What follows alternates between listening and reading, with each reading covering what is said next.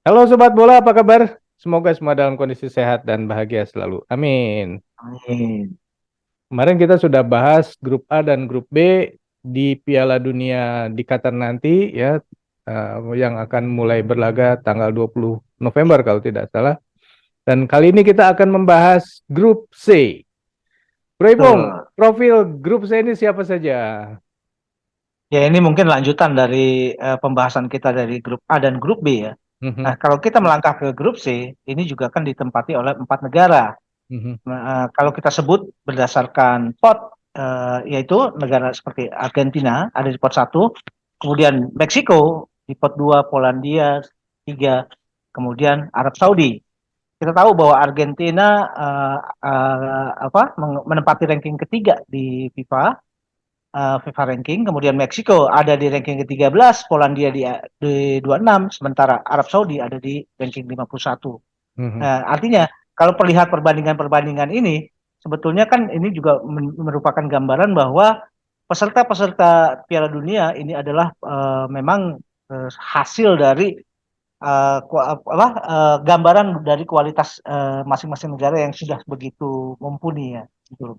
Nah, wah ini kelihatannya akan ada yang jadi lumbung gol ini.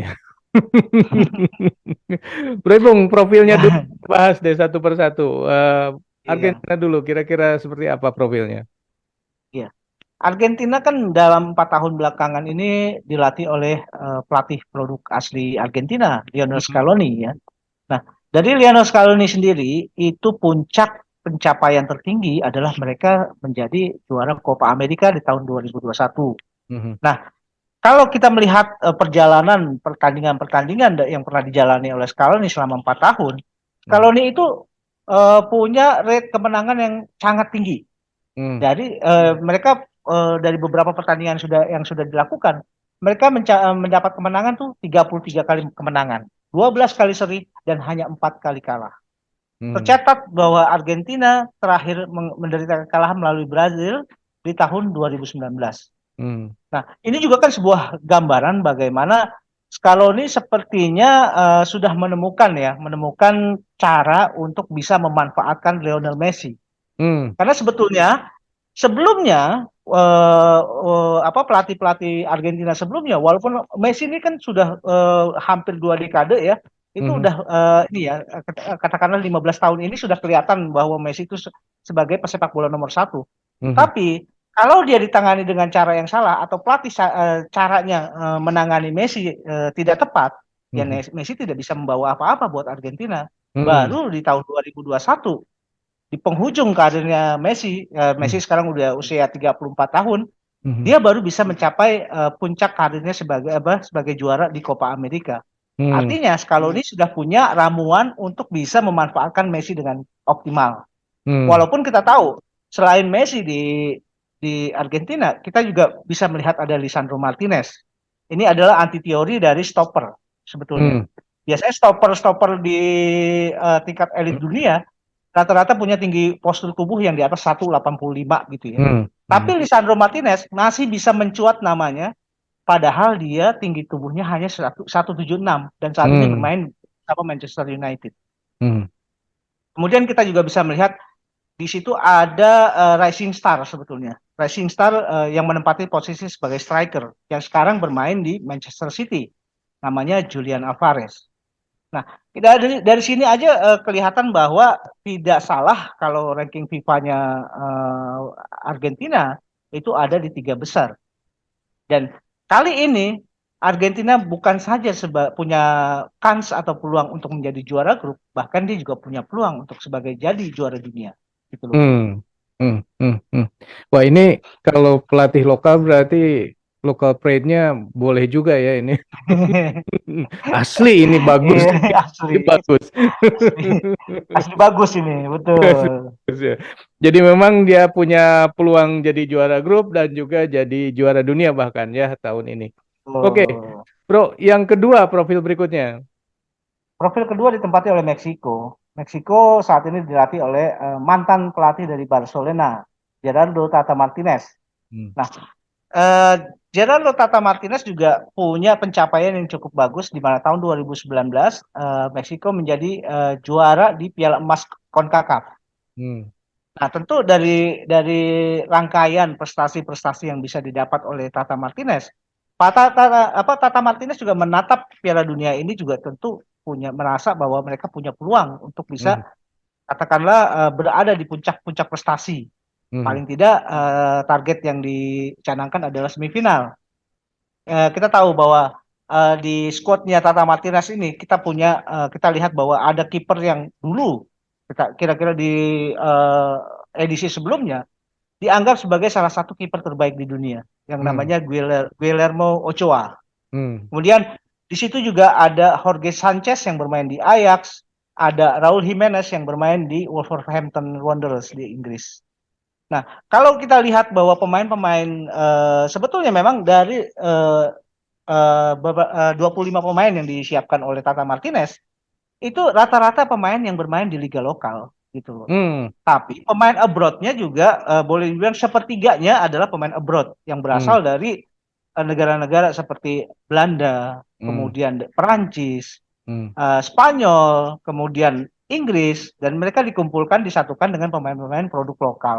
Hmm. Nah, kalau kita juga melihat bahwa Meksiko kali ini juga walaupun mereka hampir 2/3-nya bermain di liga lokal, peluang untuk bisa menjadi katakanlah keluar dari fase grup untuk menatap ke fase gugur itu sangat besar gitu loh peluangnya. Hmm. Hmm. Ya, mungkin karena saat ini pun Meksiko sudah ada di pot kedua ya, artinya Uh, lawan-lawan lainnya ya yang pot 3 dan pot 4 kan dianggap lebih lemah lah daripada Meksiko. Mungkinkah Meksiko dan Argentina yang akan lolos dari fase grup? Ya bisa iya, bisa enggak juga kan kalau di sepak bola. betul, Ya. betul. Apalagi kita juga melihat di pot berikutnya di klasemen tim berikutnya yaitu Hmm. adalah Polandia. Hmm. Polandia juga kan bukan tim yang sembarangan.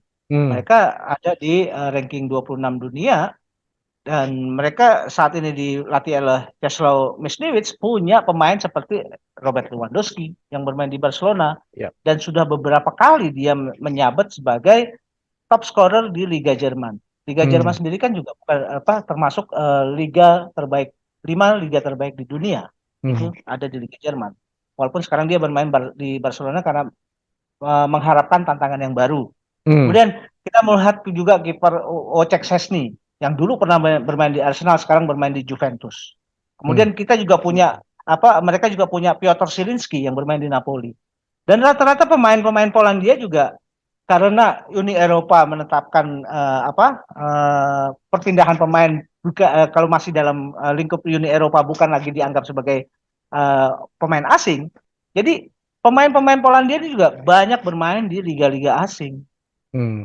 Nah, untuk kali ini kita tahu bahwa Polandia juga pernah menyulitkan Jerman, pernah menyulitkan Inggris, dan kita juga punya sejarah mencatat bahwa Polandia sebagai negara Eropa yang punya sejarah sebagai tim-tim yang atau penghasil pemain-pemain yang hebat. Dulu Hmm. kita kenal Lato, Hmm. dulu kita juga kenal Boniek, dan mereka rata-rata adalah pemain-pemain yang secara individu menonjol. Nah, apakah kali ini Polandia punya kans untuk bisa katakanlah keluar dari fase grup? Bisa, saya pikir. Hmm. Gitu Hmm. loh. Hmm. Ya, ya. Nah, Polandia juga kan pernah di siapa dihadiri oleh Egy dan Witan ya klubnya. Betul, di Legia Gedang. Nah, selevel Egy dan Witan aja, rasanya agak sulit untuk bisa bersaing di Liga Polandia. Hmm. Artinya Liga Polandia kan begitu sangat eh, ketat ya persaingannya gitu. Oke, sekarang yang terakhir siapa? Ya, Arab. Arab Saudi. Arab Saudi adalah harapan Asia ya. Hmm. Karena ya, Arab Saudi kita tahu mereka adalah langganan uh, dari Asia untuk bisa berlaga di Piala Dunia. Hmm. Dan terakhir pencapaian yang terbaik ya, pencapaian terbaik dari Arab Saudi di di Piala Dunia tahun 94 di Amerika Serikat mereka bisa lolos ke babak 16 besar. Hmm. Nah, kalau tadi Bro Bro Eri tanyain apakah ada negara yang akan menjadi lumbung gol, Hmm. saya pikir memang kalau kita melihat dari ini ya, dari pot maupun dari klasemen FIFA, Hmm. memang Arab Saudi dalam posisi paling bawah nih. Tapi Hmm. bukan tidak mungkin Arab Saudi juga bisa menciptakan kejutan-kejutan. Hmm. Kali ini karena saya melihat bahwa ada ini ya advantage yang dimiliki oleh Arab Saudi, yaitu salah satunya mereka bermain di kawasan yang sama Hmm. di kawasan Arab ya. Hmm. Kemudian mereka saat ini dilatih oleh pelatih yang sudah sangat pengalaman membawa negara-negara lain untuk menjadi kampiun di zonanya masing-masing gitu loh. Hmm. Yaitu Hervé Renard itu Hmm. pelatih berkebangsaan Prancis. Dia pernah membawa Zambia juara Piala Afrika di tahun 2012. Kemudian dia juga membawa Maroko di Piala Dunia tahun 2018. Hmm. Dan kan kita tahu bahwa Arab Saudi ini sering kali berganti-ganti pelatih ya. Dan Hmm. rata-rata pelatih-pelatih yang dipilih adalah pelatih-pelatih hebat yang Hmm. berasal dari misalkan dari Brazil, Hmm. dari kemudian dari apa?